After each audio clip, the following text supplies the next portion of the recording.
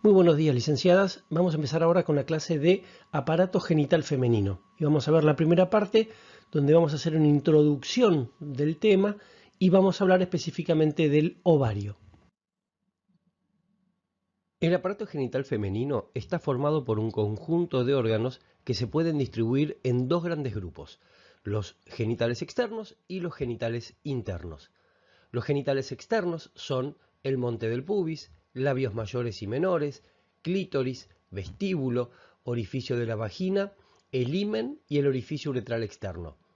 Por su lado, los genitales internos están formados por los ovarios, las trompas uterinas, el útero, que a su vez tiene dos partes, cuerpo uterino y cuello uterino, y finalmente la vagina. Vamos a empezar a describir a los genitales internos, empezando por el ovario. Los ovarios son órganos pares, macizos, es decir, que no presentan una luz central, presenta un hilio en un sector que contacta directamente con una porción central del órgano, rodeado por un epitelio. En lugar de ser una cápsula de tejido conectivo, es un epitelio, llamado epitelio ovárico germinativo, y en términos generales muestra dos grandes elementos, una corteza periférica y una médula bien central. La corteza ovárica es la parte más importante de este órgano, de hecho es donde vamos a encontrar a todas las estructuras que definen a las funciones de este órgano, que vamos a ver que son funciones exócrinas relacionadas a la gametogénesis, es decir, producción de la gameta femenina y su ovulación hacia la luz de la trompa de Falopio, lo que constituye una secreción exócrina, y la producción de hormonas esteroides del tipo de los estrógenos y la progesterona. La médula es una región central del órgano que contacta con el hilio y que es rica en vasos sanguíneos, estructuras nerviosas y vasos linfáticos, justamente por esa función endocrina importante que tiene este órgano en lo que a la producción de hormonas esteroides del tipo de los estrógenos y la progesterona se refiere. Ahora bien, la corteza ovárica, que dijimos que es periférica y que contiene las estructuras claves, se encuentra por debajo de un tejido conectivo denso muy importante llamado túnica albuginea y recubriendo por completo al órgano un epitelio cúbico simple llamado epitelio ovárico y mal llamado epitelio germinativo, porque antiguamente se creía que de ahí venían las células germinativas. Hoy en día queda claro que no. En embriología les explican bien en detalle cuáles son los orígenes de las células germinativas primigenias.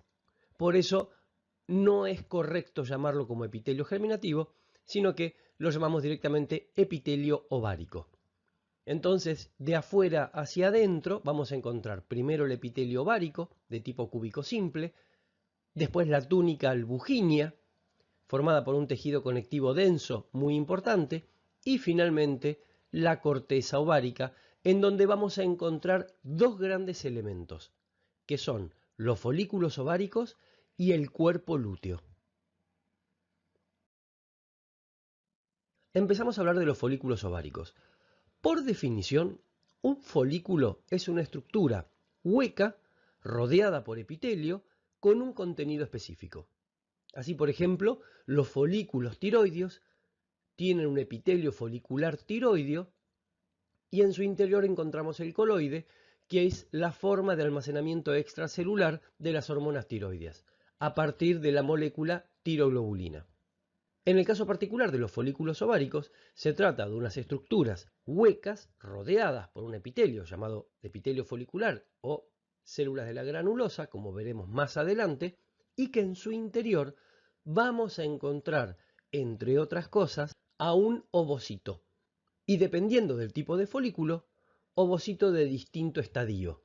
Puede ser ovocito 1 u ovocito 2. Cada uno de los folículos tiene un tipo de ovocito específico que lo vamos a ir nombrando a medida que vayamos describiendo a cada uno de estos folículos. Una de las características llamativas de los folículos ováricos es justamente que a medida que los vamos nombrando son cada vez más grandes y cada vez menos en número. Es decir, los que más hay son el folículo primordial, le continúa el primario unilaminar, primario multilaminar le continúa, después el secundario y por último el terciario o maduro. Por encima del número, lo más llamativo y lo que más vamos a usar como dato diagnóstico es el tamaño y la ubicación dentro de la corteza ovárica. Resumiendo, los folículos ováricos son estructuras huecas que tienen un contenido interno y está dado por un ovocito como relevante e importante. Dependiendo de la estructura, hay distintos tipos de folículos y se llaman folículo primordial, primario unilaminar y multilaminar, secundario y terciario o maduro. Cada uno de estos tiene un tamaño específico y una ubicación específica dentro de la corteza ovárica. Ahora vamos a ir describiendo uno por uno. El folículo primordial es el más abundante de todos los folículos ováricos. Se encuentra siempre en la corteza superficial pegada a la túnica albuginea. Al momento de nacer, las mujeres tienen entre 600.000 a 800.000 folículos primordiales ubicados en la corteza superficial. Y morfológicamente están formadas por células foliculares planas simples, es decir, una capa de células foliculares planas simples, y un ovocito 1 detenido en la profase 1, que puede ser cigonema o diplonema. Eso va a depender del libro en el que estudien, pero fíjense que estamos en pleno proceso de crossing over. El tamaño de un folículo primordial promedio es de 30 micrones. Y en el interior de un ovocito vamos a encontrar al cuerpo de Balbiani y a las laminillas anulares. Con respecto al cuerpo de Balbiani y las laminillas anulares, quiero que queden claros que esto es absolutamente letra chica, no es una cosa clave o importante en la definición de un folículo primordial, pero la realidad es que se las describe como parte de este componente cuando uno lo mira con microscopía electrónica. El cuerpo de Balbiani es un conjunto de organelas formadas por vesículas, aparato de Golgi, mitocondrias, retículo endoplásmico, lisosomas y un par de centriolos, todos nucleados cerca de la envoltura nuclear. Y las laminillas anulares son un conjunto de membranas muy parecidas a la envoltura nuclear que se encuentran apiladas. Estas dos estructuras, que repito, se ven solamente con microscopía electrónica, se las describe dentro del folículo primordial. Cuando uno las mira al microscopio, los folículos primordiales, con muy bajo aumento, los busca siempre en la corteza superficial, se encuentran en grosera cantidad uno al lado del otro, y cuando uno los mira con mayor aumento, ve que se trata de un ovocito 1 rodeado por una monocapa de células epiteliales planas, es decir, una capa de células planas simples llamadas células foliculares. Repito y recordemos, el ovocito que contiene el folículo primordial es un ovocito 1 detenido en profase 1 entre cigonema y diplonema, es decir, durante el crossing over. Este fenómeno de detención durante el crossing over es una de las causas que hace que mujeres mayores de 35 años aumenten el riesgo de tener alguna alteración cromosómica porque están detenidos en un momento muy importante de intercambio de información genética entre los cromosomas homólogos, que es el proceso llamado crossing over. El folículo primario unilaminar es el primer tipo de folículo que aparece cuando empieza el proceso de maduración folicular. Es decir, vamos a ver más adelante que a lo largo del ciclo sexual femenino, entre 5 y 20 folículos primordiales comienzan a madurar y su primera transformación es que las células planas simples de las células foliculares pasan a ser cúbicas simples y en una sola capa. A estas células que Ross las llama todavía células foliculares, Brusco ya las llama células de la granulosa. Vamos a ver que se empieza a formar la teca por fuera, es decir, las células del estroma que rodean al folículo primario unilaminar comienzan a organizarse alrededor del folículo y comienzan a diferenciarse a células productoras de andrógenos, que son las células de la teca interna. También comienza a formarse la membrana pelúcida. Esta membrana pelúcida, por su alto contenido de hidratos de carbono, se puede teñir perfectamente con la técnica de Paz. Y el ovocito 1 presenta un tamaño de 50 a 80 micrones. Ahora, esta célula está creciendo en tamaño justamente porque está dándose el fenómeno de maduración folicular. ¿Qué tipo de ovocito tenemos? Repito, ovocito 1, pero este ovocito ya terminó el crossing over y está pasando por los distintos estadios de la meiosis 1. Resumiendo, un folículo primario unilaminar presenta una capa de células cúbicas simples llamadas células de la granulosa según Brusco o células foliculares según Ross. Por fuera comienza a organizarse el estroma para dar lugar a la teca interna.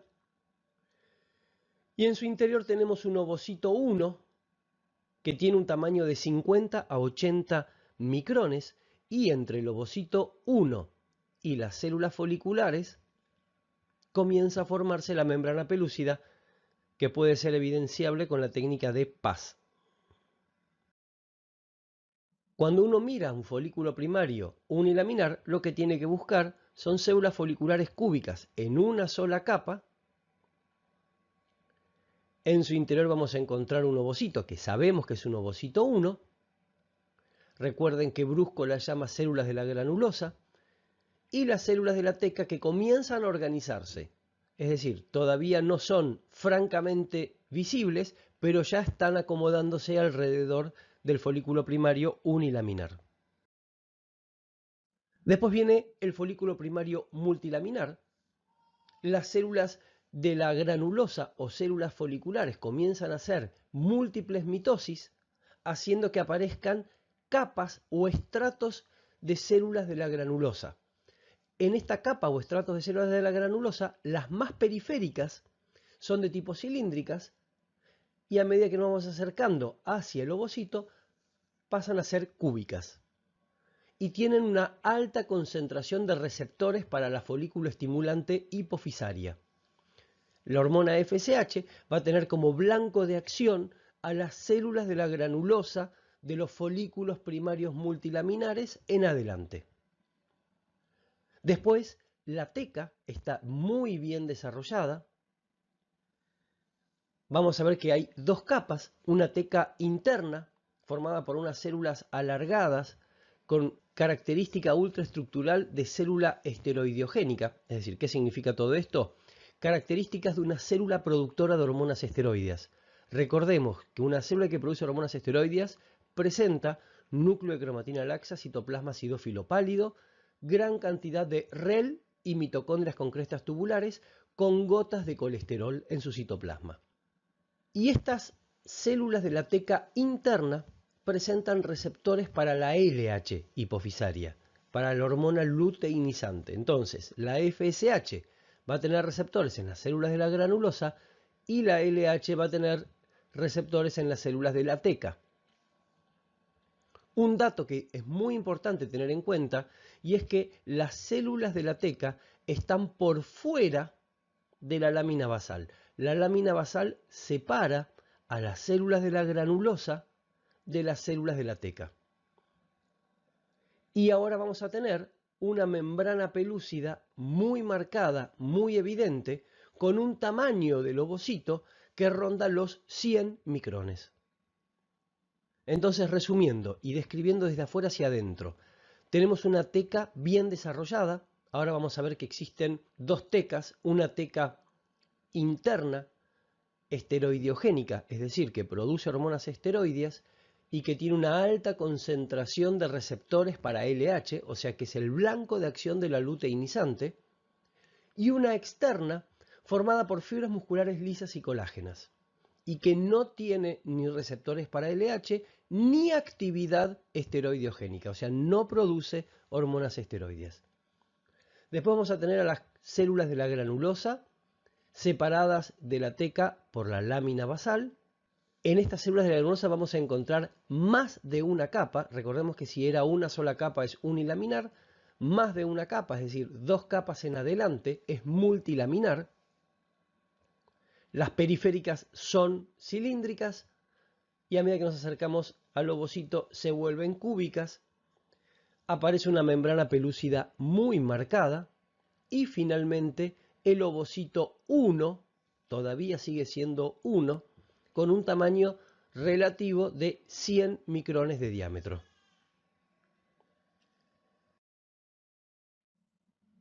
Cuando miramos al microscopio, encontramos que un folículo primario multilaminar tiene por fuera a las células de la teca, que corresponden a ese estroma reordenado y diferenciado para la esteroideogénesis.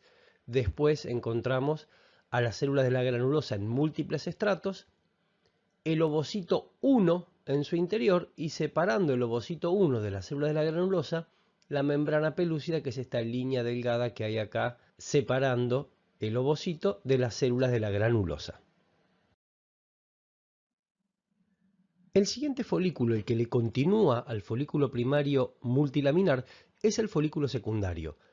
Existen distintos tipos de folículos secundarios y el primer evento que pone en evidencia que se trata de un folículo secundario es que comienzan a aparecer pequeñas cavidades entre las células de la granulosa que se llaman cuerpos de Cole-Exner y que se trata de una secreción líquida intercelular de tipo vacuolar, es una gran vacuola.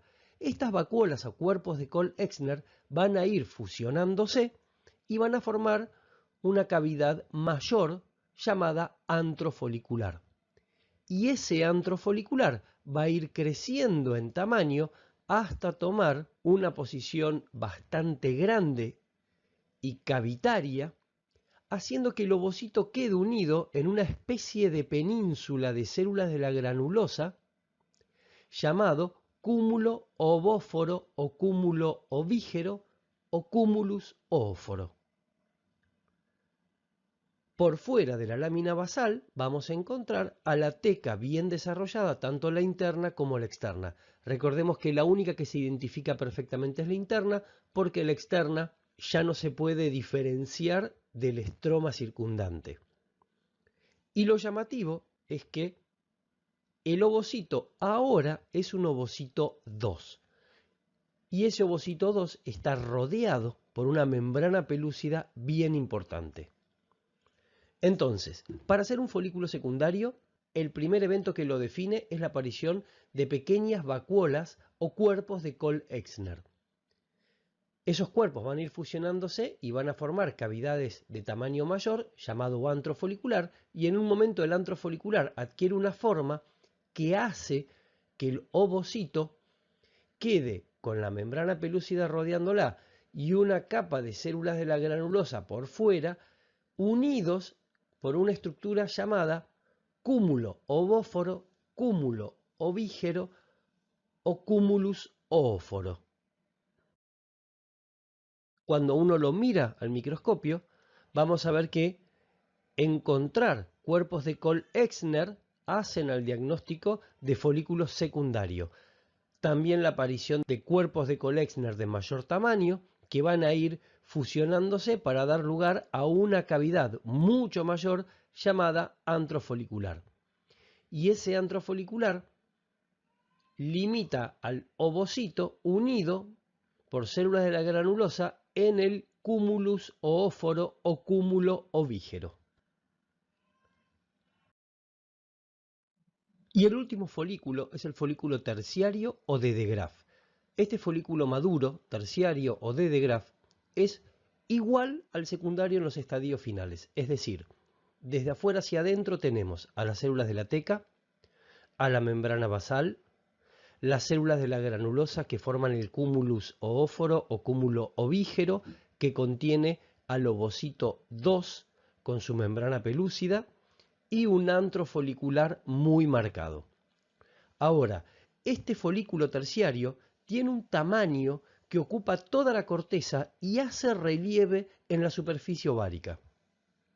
Y muy llamativamente, previo a la ovulación se produce un corte del cúmulus oóforo, cúmulo ovígero, haciendo que quede flotando las células que rodean al ovocito, es decir, las células de la granulosa que rodean al ovocito, la membrana pelúcida y el ovocito 2 detenido en metafase.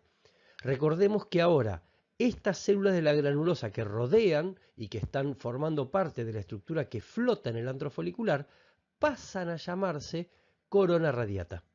Entonces vamos a tener flotando a las estructuras que se van a ovular y están formadas por la corona radiata, membrana pelúcida y el ovocito 2 en estadio de metafase 2.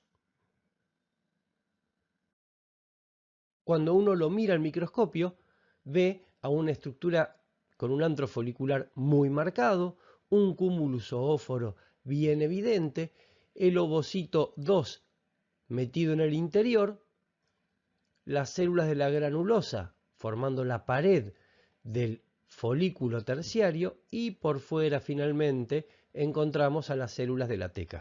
Recordemos, como siempre les decimos, solamente es visible e identificable a las células de la teca interna, porque las de la teca externa se confunden con el estroma que hay alrededor de los folículos. Y después se produce la ovulación. La ovulación está marcado por un punto de adelgazamiento de la pared del ovario llamado estigma folicular o mácula pelúcida. Ese estigma es una zona en donde el contacto entre la cavidad folicular y el exterior es mínimo y cuando se produce la ovulación se libera el contenido del líquido folicular, es decir, del líquido antral, que arrastra al ovocito con su membrana pelúcida y las células de la corona radiata que estaba flotando en su interior. Recordemos que para que se produzca una ovulación se requiere 24 horas antes que haya un pico de la hormona luteinizante, que es una condición que garantiza una correcta ovulación. Y cuando se produce la ovulación, que es la salida del líquido antral que arrastra al ovocito 2 detenido en metafase 2 con su membrana pelúcida y las células de la corona radiata, todo el remanente folicular, es decir, todo lo que quedó del folículo, que son el resto de las células de la granulosa de la pared y las células de la teca, se va a diferenciar y van a dar lugar a células esteroideogénicas. Se van a diferenciar a células productoras de hormonas esteroideas. Y como tenemos células de la granulosa y células de la teca, las células de la granulosa se van a diferenciar a las células granoluteínicas que van a producir andrógenos y progesterona, y las células de la teca que se encontraban por fuera se van a diferenciar y van a producir las células tecoluteínicas que producen estrógenos, progesterona y la inhibina para inhibir el eje. El cuerpo lúteo puede ser estimulado por la hormona luteinizante para que produzca fundamentalmente progesterona, pero recordemos que también produce estrógenos, inhibina y andrógenos, y también puede ser estimulada, como lo vieron en embriología, por la gonadotrofina coriónica humana o HCG. La HCG, que es la hormona del embarazo, producida por las células del trofoblasto, es la que se va a encargar de estimular al cuerpo lúteo para que siga produciendo progesterona y mantenga el útero en estadio secretor. Y cuando el cuerpo lúteo comienza a involucionar, cuando no se produjo la fecundación que genera la producción de la gonadotrofina coriónica humana, se produce el llamado cuerpo lúteo de la menstruación, que es un cuerpo lúteo que comienza a involucionar y se transforma en el llamado corpus albicans. El corpus albicans es el cuerpo lúteo degenerado por fenómenos apoptóticos. Cuando uno lo mira al microscopio, ve que se trata de una gran masa celular formada por células de menor tamaño y células de mayor tamaño. Las de menor tamaño son las células tecoluteínicas y las de mayor tamaño son las granoluteínicas. Sin embargo, fíjense que respetan el modelo de ser una célula productora de hormonas esteroideas. núcleos de cromatina laxa con el nucleolo evidente, ahí podemos ver el punto negro correspondiente al nucleolo, un citoplasma acidófilo pálido, y cuando uno mira con microscopía electrónica va a ver un REL, mitocondrias con crestas tubulares y gotas de inclusión de colesterol. Les paso un pequeño chisme. Cuando ustedes vean los ovarios en la facultad, muy probablemente vean más de un cuerpo lúteo. Un cuerpo lúteo, recordemos, es una estructura pluricelular formada por lo que queda de lo que se ovuló. Y en el ser humano, en condiciones normales, se ovula un solo folículo maduro. Pero lo que ustedes van a ver en la facultad son preparados de roedores, por ejemplo, ratones o, por ejemplo, conejos, y van a ver que estos animales son poliovulatorios. Y como son poliovulatorios, cada folículo de grafo ovulado va a generar un cuerpo lúteo. Por eso no es raro encontrar más de un cuerpo lúteo dentro de un ovario que esté en la postovulación. Muy bien, ya vimos que en la corteza ovárica se produce en un momento dado una proliferación de folículos. De esa proliferación de folículos va a haber uno que va a ovularse en condiciones normales. Hay una cosa muy interesante que es cómo es que comienza todo este fenómeno de maduración folicular y cómo intervienen las hormonas. Hay una teoría llamada teoría de la doble célula que explica que los estrógenos son producidos por la interacción de dos células, las células de la teca y las células de la granulosa. Esta teoría de la doble célula también explica cómo es el fenómeno ovulatorio. Recordemos, en un momento dado, entre 5 y 20 folículos primordiales comienzan a madurar. Y nosotros tenemos como hormonas hipofisarias que estimulan al ovario a la FSH y la LH. Y habíamos explicado inclusive en su momento, cuando hablamos de la teca en su formación y las células de la granulosa, que las células de la teca expresaban grandes cantidades de receptores para la LH y las células de la granulosa expresaban grandes cantidades de receptores para FSH. Las células de la teca, por estímulo de la LH, producen androstenediona, que es un andrógeno. Por su lado, las células de la granulosa, por estímulo de la FSH, producen una hormona llamada aromatasa. Entonces, para que nos empecemos a orientar en tiempo y espacio, las células de la teca, por estímulo de la LH, producen androstenediona. Las células de la granulosa, por estímulos de la FSH, producen la enzima aromatasa. La androstenediona es transferida de las células de la teca hacia las células de la granulosa y las células de la granulosa toman la androstenediona y a través de la aromatasa la transforman en estrona y estradiol. En realidad lo transforman en estrona y testosterona y finalmente la testosterona pasa vía aromatasa a estradiol y la estrona también. Por eso uno siempre dice, las células de la teca producen andrógenos, son transferidos esos andrógenos hacia las células de la granulosa y por acción de la aromatasa, estos andrógenos son transformados a estrógenos, a estradiol específicamente. Ahora, este es un fenómeno cualitativo, es decir, yo lo que acabo de describir es que una célula, por acción de una hormona, produce otra hormona que va a ser transferida a otra célula y esa otra célula, por acción de una enzima llamada aromatasa, agarra esos andrógenos y los transforma en estrógenos. Ahora, ¿dónde está la importancia en la teoría de la doble célula? Hay un principio fisiológico que dice que dos células estimuladas con la misma intensidad, a través de la misma hormona, con la misma cantidad de receptores en su membrana, van a producir dos respuestas distintas. Las respuestas están en relación a la cantidad. Una va a producir más que la otra. Esto es un principio fisiológico. Y acá es donde juega un concepto que se llama sensibilidad celular. Una célula es más sensible porque responde con mayor cantidad de producto comparada con otra célula que es menos sensible. Y acá lo que interesa es no solo cuánto de andrógenos se produce, sino de cuánto de aromatasa se produce para producir estrógenos. Por una cuestión muy simple.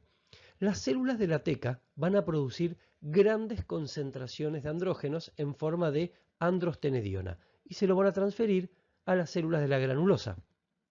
Las células de la granulosa van a empezar a acumular androstenediona y por acción de la aromatasa lo van a ir transformando en estrógenos. Pero se requiere una gran cantidad de aromatasa para que todos los andrógenos recibidos se transformen en estrógenos. Si no se produce eso, es decir, si no se produce la suficiente cantidad de aromatasa, va a empezar a acumularse androstenediona en las células de la granulosa. Entonces, vamos a tener células que son muy sensibles y van a producir una gran cantidad de aromatasa suficiente para transformar a todos los andrógenos recibidos en estrógenos, y van a haber células de la granulosa, es decir, van a haber folículos cuyas células de la granulosa no van a ser lo suficientemente sensibles y no van a producir la concentración suficiente de aromatasa para transformar toda la androstenediona en estradiol.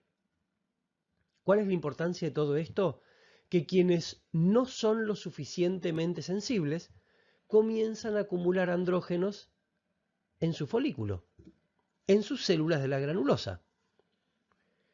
Y van a haber folículos que al acumular andrógenos en las células de la granulosa forman lo que se llama un microambiente androgénico, mientras que aquellas que produjeron la suficiente cantidad de aromatasa van a producir un microambiente estrogénico.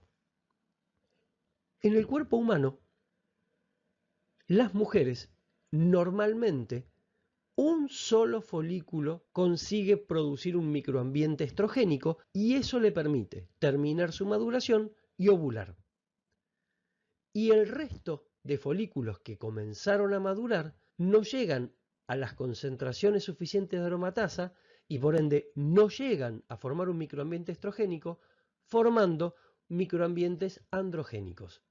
Y esos folículos que formaron microambientes androgénicos van a la atresia folicular, mientras que el que formó el microambiente estrogénico va a ser ovulado.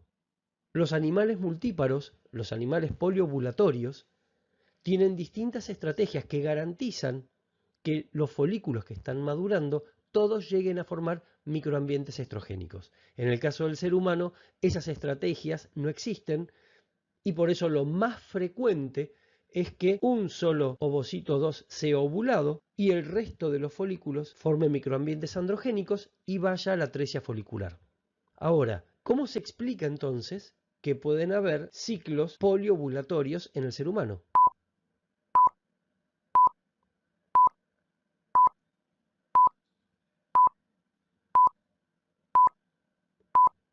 Bien, si más de un folículo llegó al microambiente estrogénico, es decir, tuvo la suficiente sensibilidad como para producir una cantidad de aromatasa que le permita transformar todos los andrógenos en estrógenos, van a ovularse todos esos folículos.